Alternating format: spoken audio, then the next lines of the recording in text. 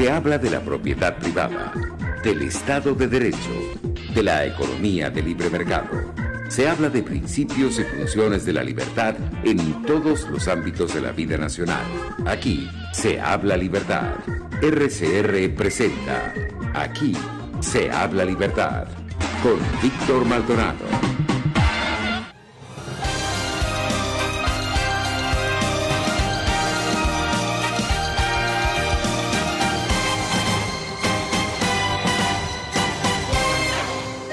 Qué triste fue decirnos adiós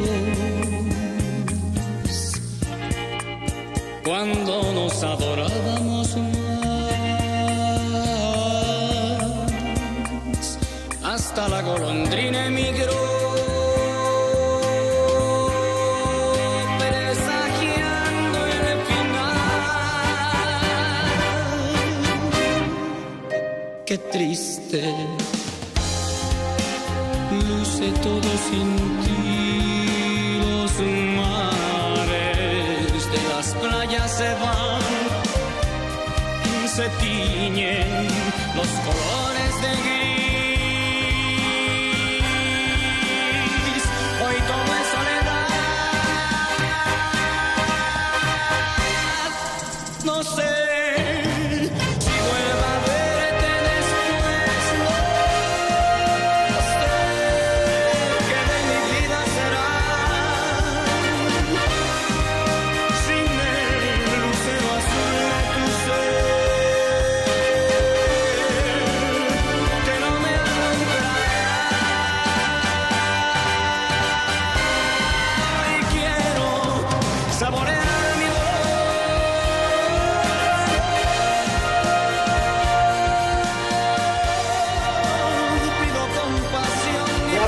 De abril del año 2022. Estamos escuchando una canción muy linda, el de una voz de esas esplendorosas, lamentablemente ya parte de la historia musical de América Latina, pero ya no con nosotros. Estoy refiriéndome, por supuesto, a José José y esa canción espectacular, El Triste, que grabó en 1970 y cuya autoría se la debemos a otro grande compositor latinoamericano, Roberto Cantoral. Curcuteando por aquí y por allá, pues para saber, bueno, es una canción de despecho, es una canción de despedida, es una canción que muestra, digamos, el dolor de la separación. Dicen, bueno, separación de cualquier tipo, ¿no? Separación romántica, separación porque, bueno, y como los venezolanos estamos sometidos a tantas separaciones, es bueno que musicalicemos también nuestra tragedia, ¿no? Con las canciones que en América Latina están vigentes. Hoy los católicos celebramos el Día de San Isidoro de Sevilla del siglo VII, último padre de la Iglesia, un intelectual de primera línea que ejerció el obispado de Sevilla por 30 años y al que le debemos el Concilio de Sevilla. Un esfuerzo importantísimo de la Iglesia de aquella época de recaudar el conocimiento y de transformarse en maestra, pues en tener magisterio, en enseñar, etcétera. Bueno, uno ve la historia de la Iglesia y por supuesto la Iglesia, como toda institución terrenal, tiene muchísimos momentos oscuros, pero yo repasando la historia de San Isidoro de Sevilla, caramba, qué esfuerzo para construir y por construir civilización. Y muy probablemente la gran lección es que cada uno, haciendo lo debido, construye civilización, construye legado, construye historia. Y bueno, aquí hay dos grandes conmigo, ¿no? Por supuesto, Alexander Campos y Andrea Rondón, cada uno haciendo lo suyo. En las trincheras de la civilización, cada uno de ellos. Agradecido con todos los que nos acompañan a través de rcr750.com por cualquiera de los medios. RCR750, también en las redes sociales, por el canal de YouTube, por el top chat de ese canal de YouTube, también por nuestras cuentas personales, @BJMC en mi caso, @CamposAlexan en el caso del profesor Alexander Campos, y @Rondón75 en el caso de nuestra querida Andrea Rondón. Gracias a Jaime Nestares en la dirección general de la estación, a Wilipsa Arcaya en la gerencia de producción, Catherine Manzano, nuestra gran Catherine en la producción, y el maquillaje, José Gregorio González, nada más y nada menos que en los controles, Cristi Blanco, la nueva voz de las noticias de RCR 750, y Génesis Rodríguez en la producción de contenido. Bueno, hoy con Andrea Rondón me encanta la selección que ha hecho ella y la celebración que nos trae también a cuenta, que hizo, me contaba ella, Se Dice. Pero más que hablar de la celebración de Se Dice, pues hablar de la causa de la celebración. Nada más y nada menos que 78 años de un libro espectacular, de una sentencia taxativa, Camino de Servidumbre de Hayek. Bueno, ya los saludé, tanto Alexander como Andrea están en su programa y bueno, está el libro Camino de Servidumbre. Andrea, ¿qué nos puedes decir? Gracias, Víctor. ¿Cómo están? Alexander, Víctor, a los que se conectan también. Sí, la selección era Camino de Servidumbre. Este libro, primero cada vez que comentan o que preguntan cuáles son los libros claves para entender la filosofía liberal o cuál es el liberalismo 101 ABC, siempre recomiendan Camino de Servidumbre de Hayek, Premio Nobel de Economía en los años 70. Este es su primer libro, digamos que escribe que no era de su experticia económica, es un libro político, como dice Hayek, porque la idea central de este libro, que se publica en 1944, y luego podemos ahondar en el contexto de publicación de este libro, la idea central de este libro era, primero, iba dirigido a los países libres, a las sociedades libres como Inglaterra y Estados Unidos, y era advertir sobre los riesgos de las medidas de la socialdemocracia, en el que señalaba que en la medida en que tú permites la planificación centralizada de la economía, no solamente vas a terminar estrangulando libertades y derechos económicos, inevitablemente vas a caer en un totalitarismo y en un estrangulamiento de las libertades civiles y políticas. Porque las medidas económicas no se quedan solamente en lo económico, terminan afectando todos los espacios de tu vida. Esa es la idea central del libro y lo dice a lo largo de varios capítulos, insiste, y lo dice desde distintos puntos de vista: la afectación del Estado de Derecho, el uso del control de precios, del control de cambio. Señala el control de cambio y es escrito en el año 1944 este libro, y uno lee una de estas citas famosas de Hayek de los pies de página, señala que no hay nada más arbitrario y que afecta más y que interviene más en la vida, en la esfera privada de los particulares, que es que exista un regulador que determine qué libros comprar, qué comida comprar, a dónde viajar o si puedes viajar.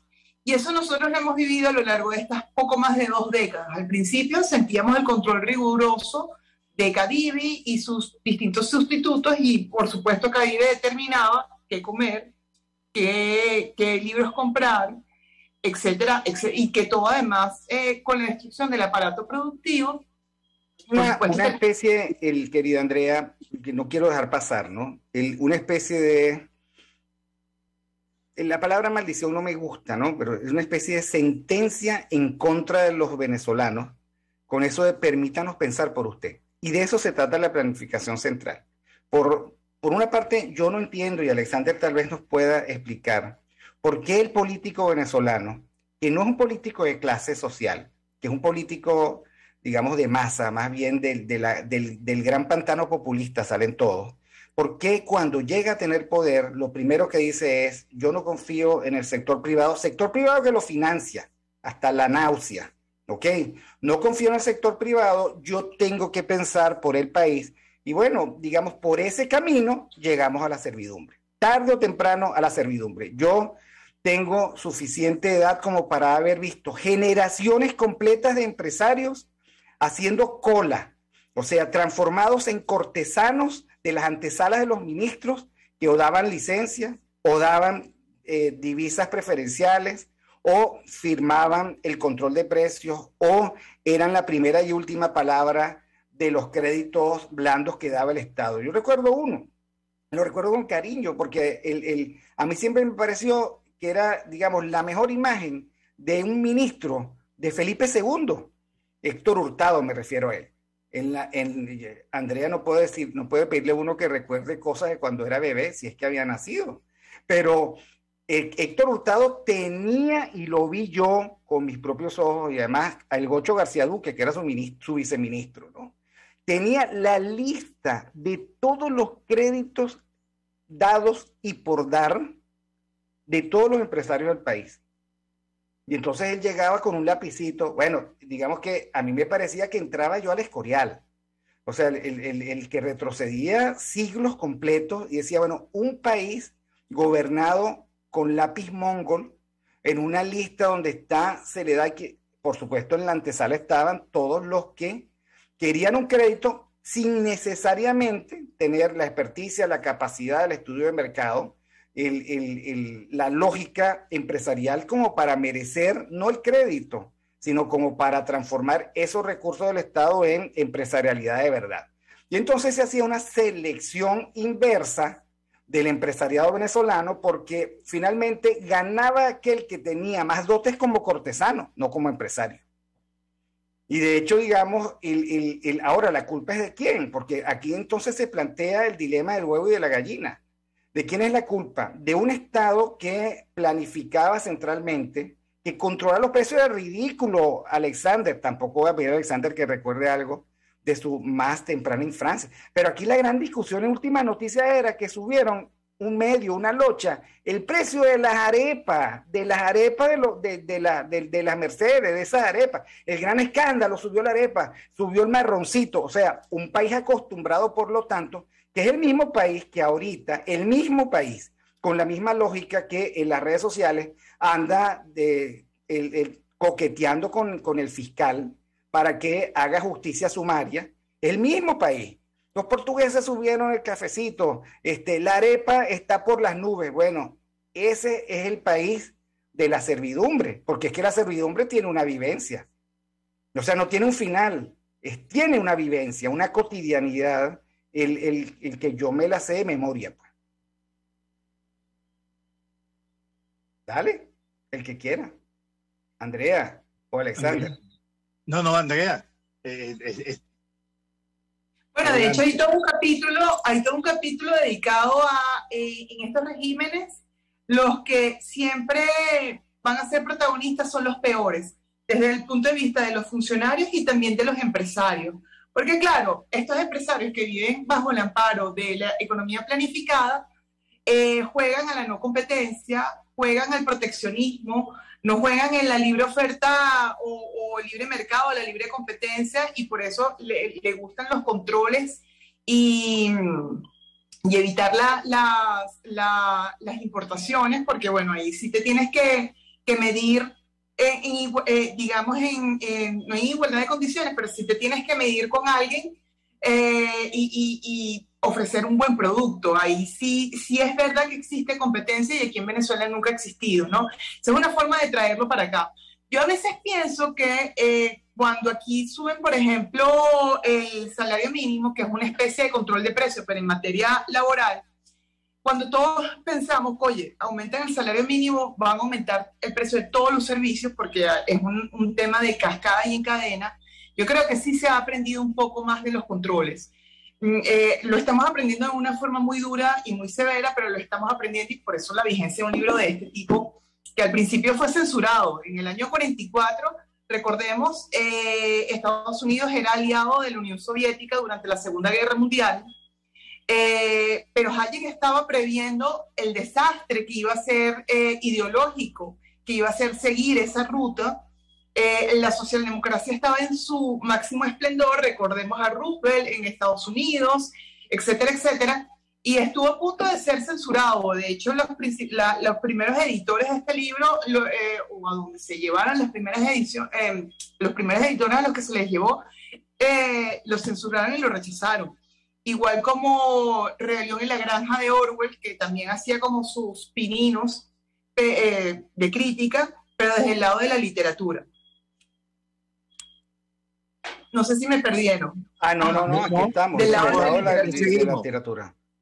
Lo que pasa es que desapareció tu Sí. imagen repentinamente, porque además tú no sabes, pero tu perro está dando vueltas por todo por toda tu No, yo lo espacio. veo, yo lo veo. Ah. Entonces que no cerré la puerta porque... No, bueno, no, pero entré. está muy lindo. Además, ese es tu compañero, digamos, más fiel. ¿Ah? Tu perruno Sí. compañero. Bueno, Alexander, cuéntanos, Sí. ¿qué opinas sobre Camino de Sí, Servidumbre?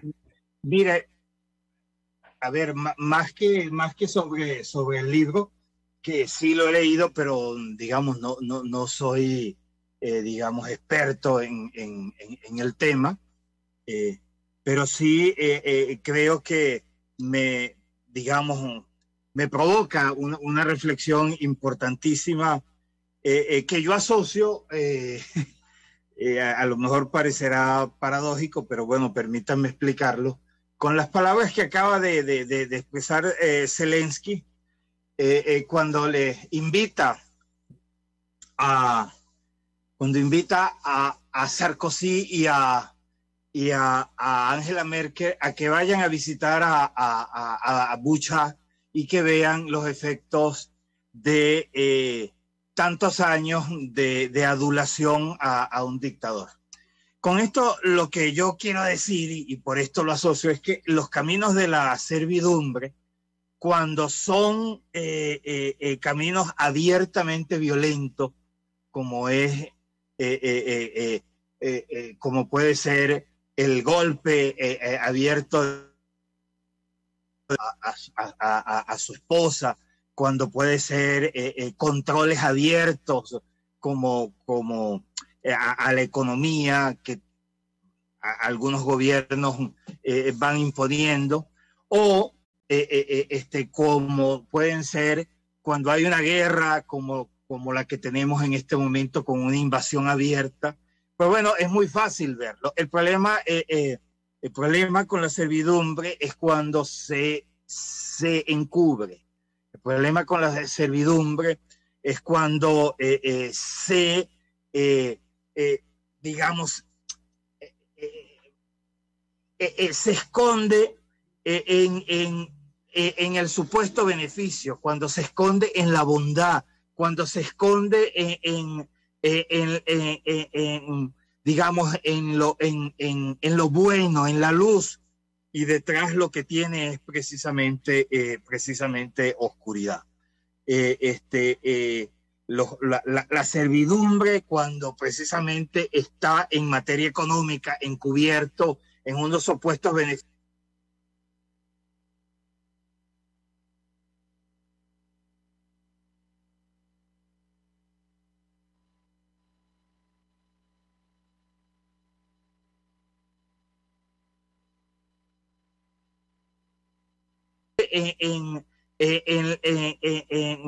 digamos, en lo bueno, en la luz, y detrás lo que tiene es precisamente oscuridad. La servidumbre, cuando precisamente está en materia económica, encubierto en unos supuestos beneficios,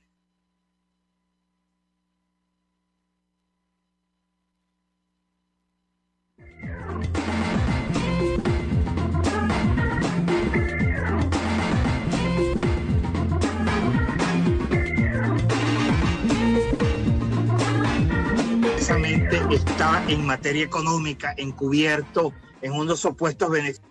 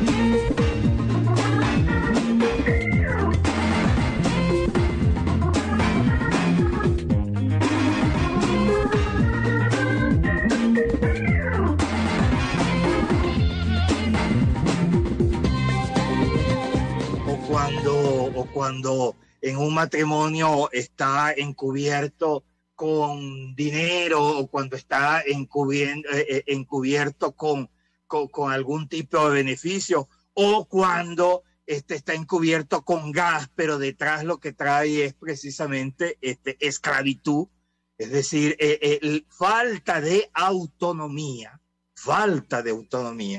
es decir, cuando una acción no lleva a la autonomía, que es la verdadera base de la servidumbre, que es el verdadero trasfondo de la servidumbre, es decir, falta de autonomía en cualquiera de los espacios, pues bueno, ahí es más terrible, pues, ¿no? Es más terrible porque precisamente nos dejamos endulzar, no lo vemos inmediatamente. Entonces, educar para la autonomía, que es al fin y al cabo educar para la libertad, nunca es fácil. Nunca es fácil en ninguna materia,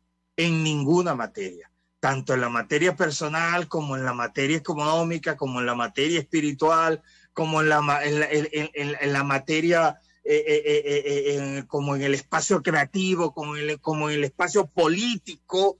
Es difícil, es duro, porque significa es duro para todos, tanto para el líder como para la gente que lo sigue, porque significa de parte del líder tener confianza en esa gente, y de parte, digamos, de la gente, significa además tener confianza en sí mismo y hacer valer esa confianza. Y por lo tanto es un proceso, es eso, un camino. Así como en un camino a la servidumbre, también hay un camino a la libertad. Lamentablemente los caminos de la servidumbre son siempre caminos más empalagosos, son siempre caminos más agradables, en todos los ámbitos, en el ámbito estatal, en el ámbito político, en el ámbito económico, en el ámbito de la pareja, son siempre más sabrosos.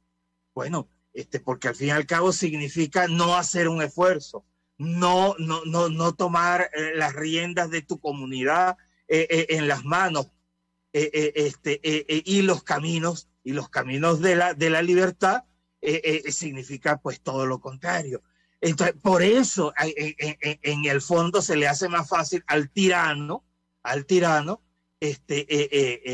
anclarse en esa debilidad de todo ejercicio de la autonomía y de la libertad. En el gran esfuerzo que hay que hacer. Son dos caminos difíciles, un camino difícil y un camino fácil. Pero bueno, el líder es el que tiene que decir qué quiere, algo permanente o algo precisamente, fíjense que el evangelio de hoy es bien interesante, porque en el evangelio de hoy Jesús escribe la ley la la escribe en la tierra, en la arena, en la tierra. Pero cuando se tiene que dirigir a la persona que va más allá de la ley, no lo escribe en ningún lado, se dirige directamente a ella y le dice: toma tus riendas, ve y no peques más. Es decir, toma el camino de la voluntad. Perdone que a lo mejor, pero tú sabes que a mí me gusta mucho ese episodio del Evangelio, ¿no? El episodio de Jesús con la que acusan de prostituta, ¿no? Todo el mundo tiene la piedra en la mano, ¿no? Y se pone a escribir en la arena y dice: bueno, el que esté libre de pecado, que le eche bola, ¿no? Que tire la primera piedra, perdonen la vulgaridad. Ahora, Andrea, yo quiero ir, quedan unos 5 minutos. Quiero oír tu experiencia vital con Camino de Servidumbre. Me parece importante, porque al fin y al cabo yo creo que hay libros que hay que leer, y este es uno de ellos, ¿no? Yo sé que estás en la Estación Internacional del Espacio, porque andas dando vueltas, a veces estás de cabeza y a veces estás de frente, digamos, es satélite, pues, ¿no? ¿Ah? El internet no me está ayudando y la verdad me está sacando del Zoom varias veces. Entonces, dime, ¿con qué quieres que cierre? No, tu experiencia vital. ¿Por qué hay que leer Camino de Servidumbre? ¿Por qué? ¿Por qué hay que recomendarlo? Mira, Alexander, eso que tú dices es tan cierto, que el socialismo de Sánchez en España está eliminando la materia de filosofía, porque para ser libre hay que pensar. Y para pensar, uno debe tener herramientas. Y bueno, estos le quitan la filosofía a los muchachos y los ponen, digamos, ¿verdad? Ya la cosa está pelúa, imagínate. Querida Andrea. Andrea quedó congelada porque en la estación internacional, como es rusa, le están quitando el internet. No, ha estado muy difícil la conexión estos días. Espantoso, pero entonces, para cerrar rapidito y ya dejarlos a ustedes, la traducción verdadera es Camino a la Servidumbre, y de verdad él explica cómo a través de medidas que se consideran, como dice Alexander, en principio en el discurso favorecedoras para la ciudadanía, terminan a mediano o largo plazo, terminan esclavizándote.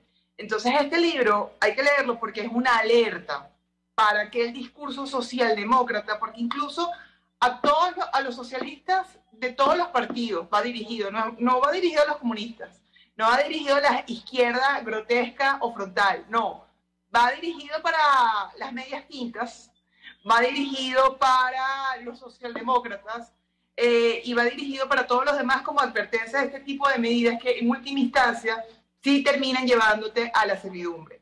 Como decía Abraham, la servidumbre, tú puedes llegar de forma violenta o a través de los votos.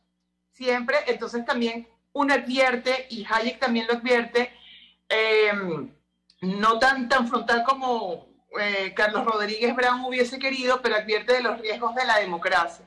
Entonces este es un libro que te empieza a abrir los ojos. A pesar de ser de 1944, es muy vigente, y aunque puede ser crítico con algunos temas, por ejemplo, con el tema de la democracia, acuérdense en qué momento lo escribió, mitad del siglo XX. Él no ha visto todos los desmanes que se han cometido con ocasión o dentro de la democracia. Él conoce las dictaduras clásicas.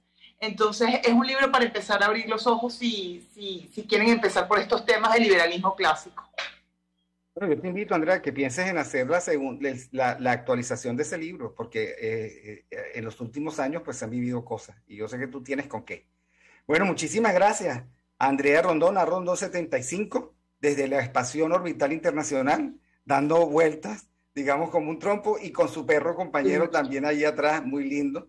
Me encanta tu Gracias, perro. Andrea. Bueno, gracias, Andrea. Nosotros vamos al corte, la lectura de las noticias, y ya regresamos con Alexander Campos y la crónica del desmadre nacional. Ya regresamos. Saludos.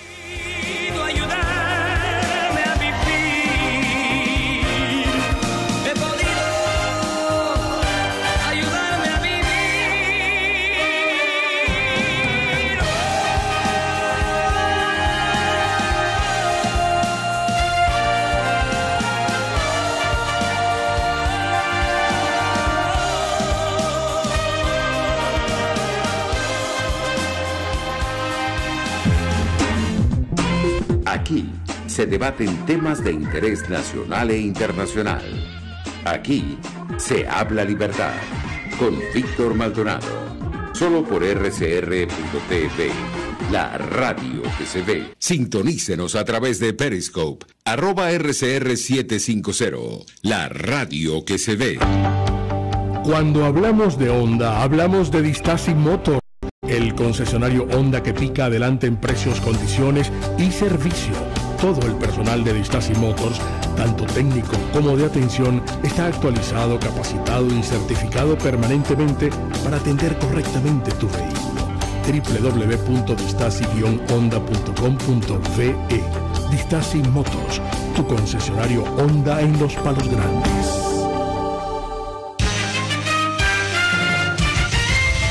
Informe RCR presenta titulares. Carlos Fernández, presidente de Fedecámaras, plantea algunas reconsideraciones al impuesto a las grandes transacciones financieras que podrían disminuir el impacto y la confusión que esta ley genera. Venezolanos podrán realizar trámites consulares a través de organizaciones no gubernamentales autorizadas en 17 departamentos de Colombia. Director Gustavo Dudamel consigue su cuarto Grammy al ganar en la categoría de Mejor Actuación Coral al dirigir la Sinfonía número 8 de Mahler al frente de la Orquesta Filarmónica de Londres.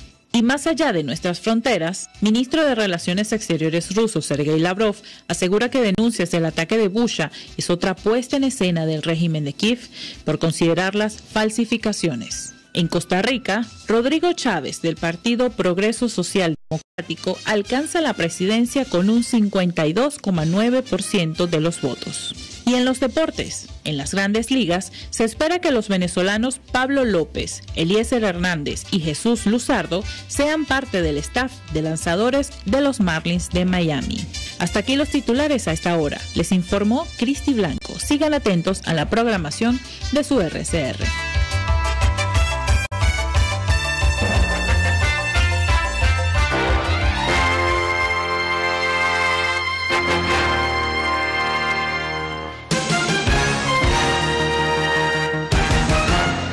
Mis amigos, una empresa comprometida y responsable con su personal es una empresa segura, y Produzca es la compañía pionera en Venezuela que ofrece la mayor cantidad de equipos de comprobada calidad para garantizar la seguridad integral de toda la nómina industrial de cualquier empresa. El catálogo de Produzca es inmenso, todo tipo de guantes, cascos, accesorios y productos varios de protección para tu personal. Conoce más de Produzca en www.produzca.com. Produzca, seguridad en tu empresa de los pies a la cabeza. Voz de América. Información precisa, completa, veraz, objetiva e independiente. Directo a tu pantalla. De lunes a viernes a las 2 de la tarde por RCR 750. RCR 750 AM.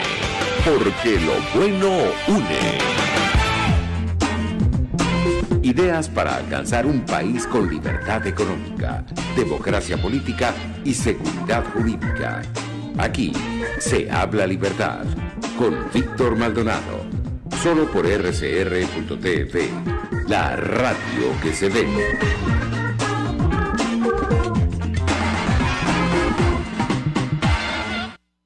Gracias. 4 de abril del año 2022. Ya decíamos en la primera parte, celebrando a San Isidoro de Sevilla. Uno le sigue las líneas y las preocupaciones a Alexander Campos, que es filósofo, que es antropólogo, que es director del Centro de Investigaciones Populares, y que marca el paso, digamos, de carácter casi que marcial a la situación venezolana. Y uno aprecia que él y otros miembros del Centro de Investigaciones Populares están profundamente preocupados y enfocados en lo que pasa en Ucrania. Y tienen razón. Te cuento, Alexander, que a mí estas épocas me parecen muy desoladoras en el sentido pleno de la palabra, porque me hacen dudar mucho de la condición humana. Uno no puede despachar esto, que es parte de una historia que se ha repetido tantas veces, diciendo, bueno, otro loco, porque a veces cuando uno dice, bueno, Putin está loco, Putin está enfermo, etcétera, uno, digamos que encubre con eso una reflexión que hay que dar sobre la condición humana y hasta dónde es capaz de llegar. Tú has denunciado ayer y hoy las muertes civiles y el destrozo de las ciudades, y nosotros que vivimos, digamos, una especie de hilo de tela de araña, que sabemos que nuestras ciudades, finalmente lo que tenemos es lo único que nos queda. Cuando uno se da cuenta de la destrucción y uno es espectador muy cercano de la migración nuestra y la migración de ellos, y 2 millones de personas en Polonia, etcétera, uno dice, oye, de nuevo, el fuste torcido de la humanidad, ¿no? Que viene a por lo suyo, a resolver el tema de las diferencias con la mentira y la violencia. ¿Cuál es tu reflexión de estos últimos días, el que tiene como telón de fondo Ucrania? Sí, sí, digamos, comparto el fondo, digamos, de dolor, porque yo, por lo menos yo no puedo sino vivirlo desde el dolor, lo que estamos viviendo.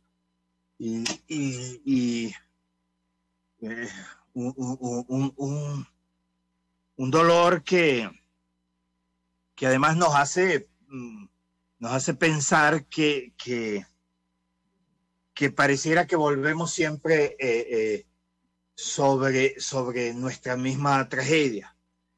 Yo escribía estos días o ayer escribía que,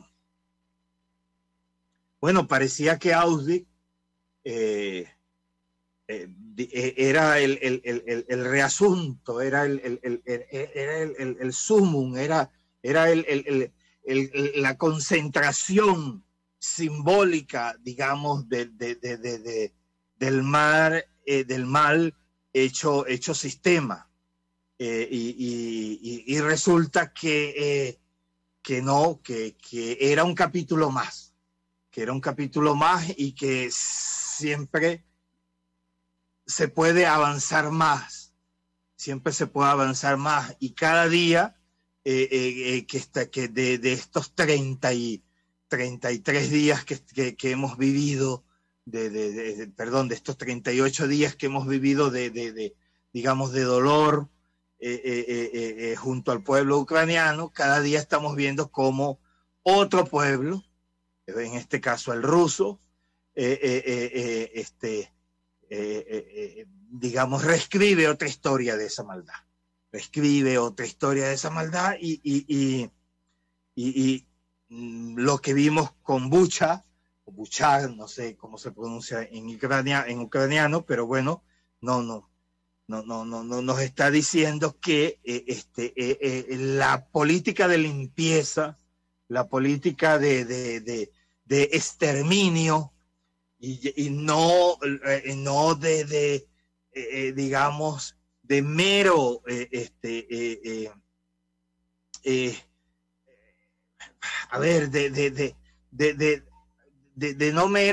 no mera reducción política, sino de exterminio de un pueblo total, porque está dentro de los planes de un imperio. Pues bueno, está sobre la mesa, y no solamente está sobre la mesa como posibilidad, sino está como realidad. Y lo peor es que además, de nuevo, pareciera que volvimos otra vez a caer dentro de, digamos, de la no comprensión de esa realidad. Es decir, la reacción de Occidente, bien vista en términos históricos, no vista desde estos últimos días, que si se quiere pareciera ser reflexiva, pareciera que vuelve sobre sus pasos, pero nos ha hecho encontrar a una Alemania o a una Francia coqueteando, pues coqueteando con el mal, alimentándose del mal, no creyendo en el mal, y bueno, quizás lo más importante de todo esto es que Occidente vuelve a detenerse, a decir que las ideologías lamentablemente no han muerto, que lo que pensábamos que era algo del pasado, que era pensar solamente en términos, digamos, en términos ideológicos, a partir de unos principios ideológicos, eso ya lo habíamos superado. Y hoy, si colocas dentro de el horizonte de mis intereses o de los intereses comunes a unos dictadores, pues bueno, esos dictadores van a ceder, esos dictadores van a volver al redil de la democracia. Pero bueno, esto nos ubica entonces además en otro aspecto, es decir, esa supuesta separación entre democracia y moral no es tal, es decir, es consustancial. Esto nos está diciendo que no se puede ser demócrata cuando hay un fondo amoral. No se puede, no hay compatibilidad. Eso requiere reflexión. Juan Pablo II, ayer o antier, se le conmemorábamos un aniversario más de su fallecimiento, ¿no?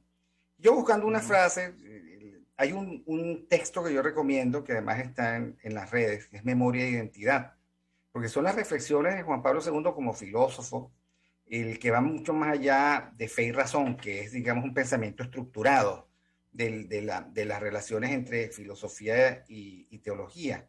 No, pero esta Memoria e Identidad es una entrevista a un papa que es filósofo, que es teólogo, y que por supuesto ya estaba en sus últimos tiempos, y que nos comparte toda la sabiduría. Ahora, hay una frase que dice, bueno, la libertad no es para hacer lo que te dé la gana, sino para hacer lo que debes. ¿Ok? Pero para hacer lo que debes, y lo hemos dicho aquí muchísimas veces, debe haber reflexión moral. Y para haber reflexión moral, tiene que haber preocupación moral. Y para que haya preocupación moral, debes tener estructuras para poder pensar.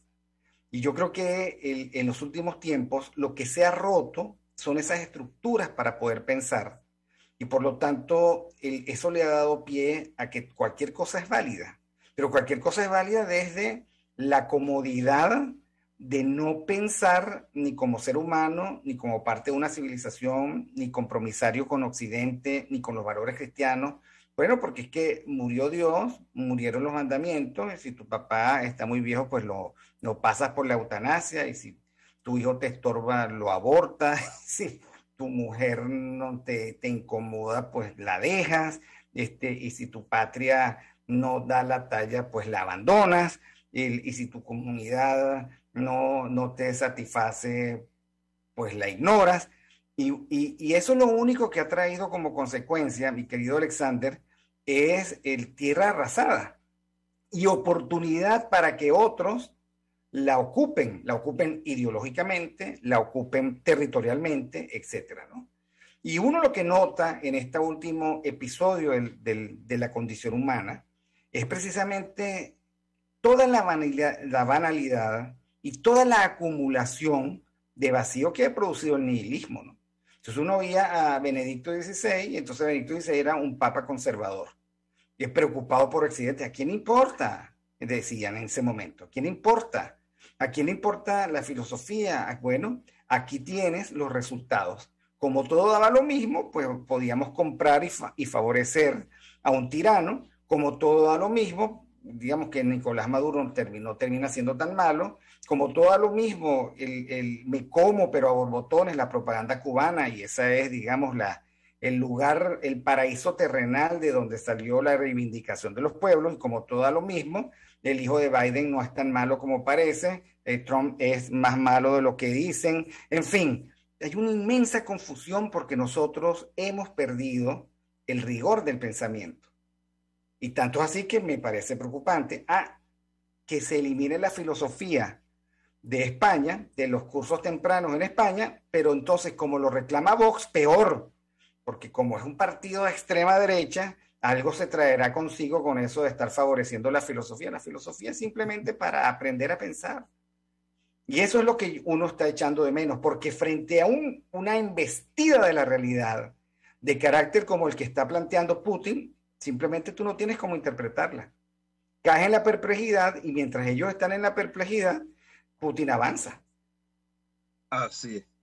Sí, mira, este es un tema que, llevado a fondo, digamos, nos pone al frente de la gran discusión sobre la posibilidad de una ética autónoma, que es el gran proyecto de la modernidad.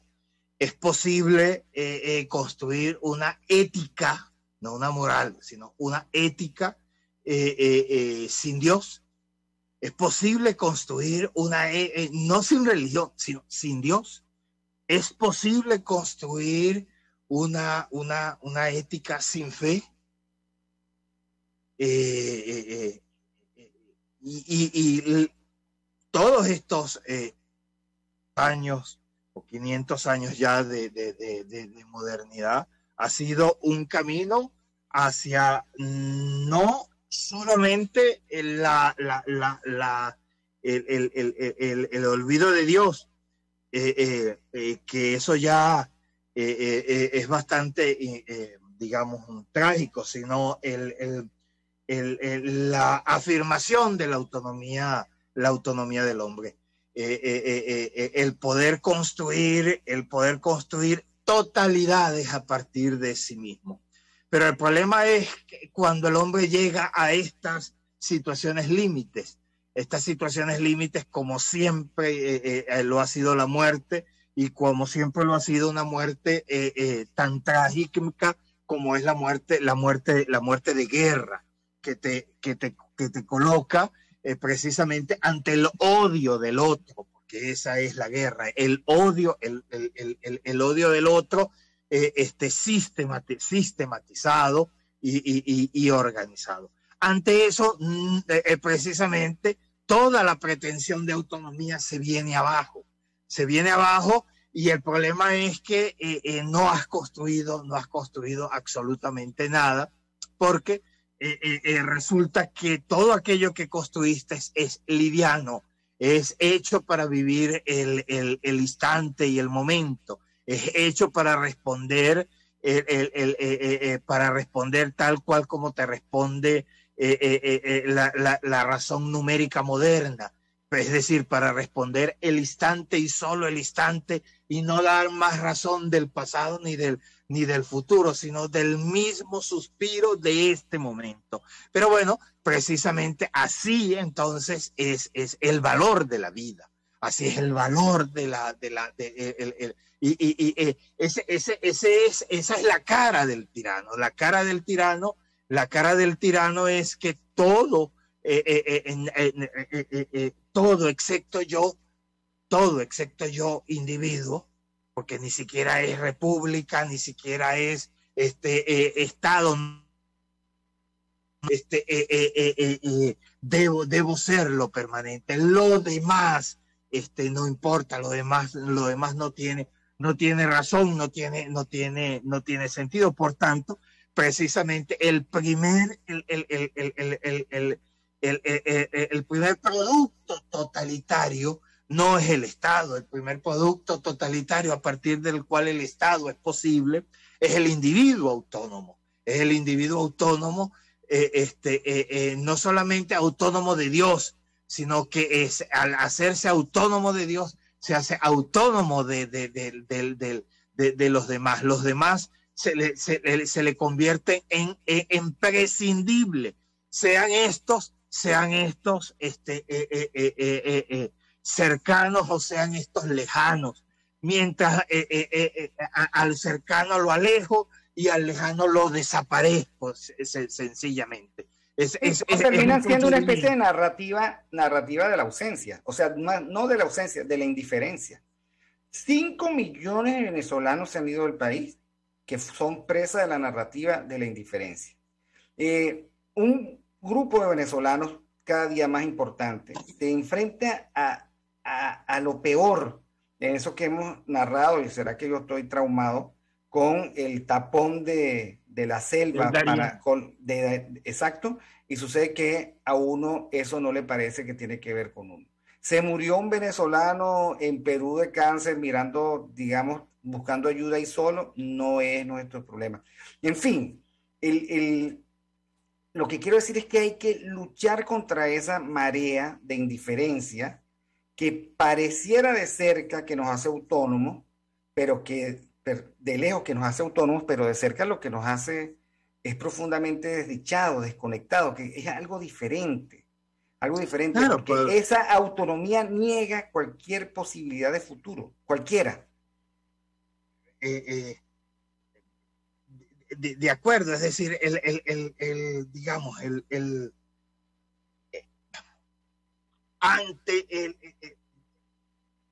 digamos, en los sistemas totalitarios, la manera, la estrategia para sostenerse, la estrategia para mantenerse, no solamente en lo político, sino también, digamos, también en lo económico, en lo personal, en lo intersubjetivo, es precisamente relativizar al otro en todos los ámbitos, en sus tragedias, pero también en su cotidianidad,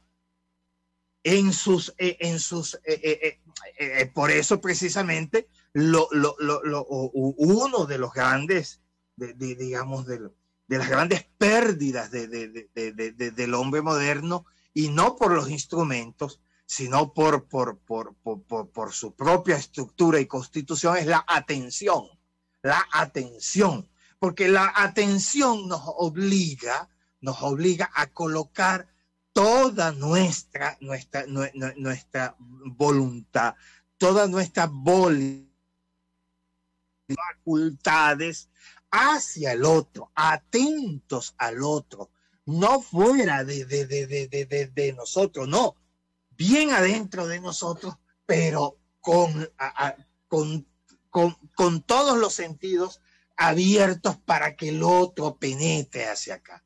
Ojo, pero ¿qué hace precisamente la modernidad? Banaliza la cotidianidad, banaliza nunca hay una atención real. Por eso, una estrategia importante de resistencia ante los poderes totalitarios, es la atención, es volverse sobre el otro. Dicho en términos antropológicos, es esa manera que es importante como estrategia. Bueno, es importante como estrategia porque el otro empieza a importarme. Y cuando el otro empieza a importarme, podemos construir proyectos comunes, podemos construir proyectos políticos. Me interesa lo que el otro me diga, y esa es la base de la política. Esa es la base de cualquier acuerdo. El acuerdo no pasa por la ley, primero pasa por la persona. El acuerdo es en último momento ley, pero primero es intersubjetividad. Entonces nosotros estamos obviando las condiciones humanas necesarias para construir una resistencia política. Hay condiciones que hacen posible la resistencia o a lo mejor de la conversación. Yo creo que hay que volver a eso. Yo estaba leyendo aquí en estos días En busca del sentido de Víctor Frank, ¿no? De Víctor Frank. Y termina siendo desolador el tema, porque él habla de una cotidianidad en la que habían dos grandes fuerzas que se contraponían, ¿no? La fuerza de aquellos que quería que tú carecieras de cualquier sentido, incluso como persona, desde que te cambian el nombre por un número, a el esfuerzo de unos pocos, el que fueron los que sobrevivieron, que buscaban desesperadamente aferrarse a algo. Decía Víctor Frank, al amor. De hecho, hay una frase bellísima, ¿no?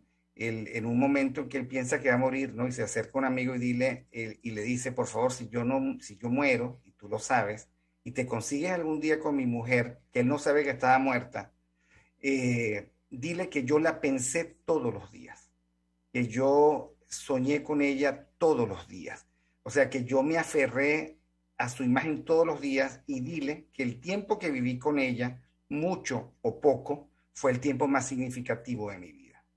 Y era su forma de aferrarse, porque él decía, podrán quitarme de todo, pero no me van a quitar el que yo piense, el que yo finalmente tenga introspección, el que yo valore a Dios. No me lo podrán quitar, porque el día que me lo quiten, después de haberme quitado todo, pues ese día moriré.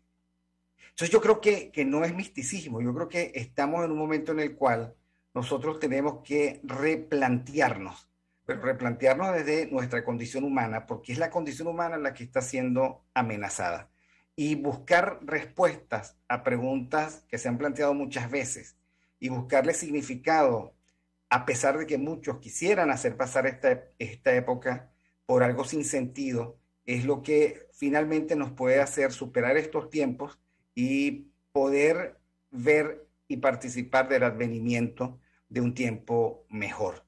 Es lo que yo deseo a todos. Bueno, mi querido Alexander, muchísimas gracias por este lunes tan maravilloso. Gracias a ti. Que yo aprecio y agradezco mucho tus reflexiones, igual que los de Andrea. Y gracias a Jaime Nestares en la dirección general de la estación, la Willy Arcadia en la gerencia de producción, nuestra queridísima, a la que le agradecemos tanto, Catherine Manzano, en la producción, nuestro querido José Gregorio González en los controles, la nueva voz, Cristi Blanco, y Génesis Rodríguez en la producción de contenido.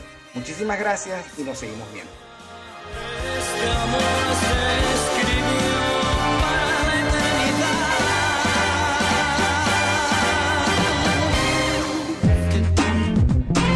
RCR presentó Aquí se habla libertad con Víctor Maldonado, solo por rcr.tv, en Twitter y Periscope, @RCR750, la radio que se ve.